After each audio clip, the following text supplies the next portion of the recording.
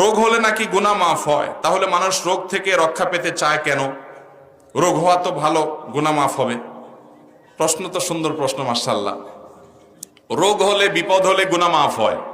প্রশ্নকর্তার প্রশ্ন হলো, যেটা গুনাহ মাফ করে সেটা তো ভালো জিনিস, তাহলে রোগ হলে আবার রোগ থেকে মুক্তির জন্য দোয়া কেন চাই আমরা? এই প্রশ্ন উত্তর হলো, নবী করিম সাল্লাল্লাহু আলাইহি সাল্লাম বলেছিলেন তার দোয়ার মধ্যে, আল্লাহ আপনি যদি আমার উপরে অসন্তুষ্ট না হন, আমার কোনো বিপদ হয়, কষ্ট হয়, ফালা উবালি, আমি পরোয়া করি না, আমার কিছু যায় আসে না। আপনি কষ্ট দিচ্ছি, কষ্টের মধ্যে ফেলে যদি আমাকে আপনি রাগান্বিত না হন, আপনি সন্তুষ্ট থাকেন, আমি সেটাকে মেনে নিব। আল্লাহ অসুস্থ হলে, রোগ দিলে আল্লাহ রাব্বুল আলামিন আমরা সন্তুষ্ট হব, কারণ এর মাধ্যমে আল্লাহ গুনাহ মাফ করবেন। কিন্তু যদি আল্লাহ তাআলা সুস্থতা দান করেন, তাহলে আরো বহু গুনাহ মাফের উপায় আমি বের করতে পারবো, অনেক আমল করতে পারবো যার মাধ্যমে গুনাহ মাফ হবে। এই জন্য ইমানদার সুস্থতা চাইবে, অসুস্থতা না। কিন্তু অসুস্থ হলে সে সবর করবে এবং জানবে যে এর পিছনে কল্যাণ অবশ্যই আছে।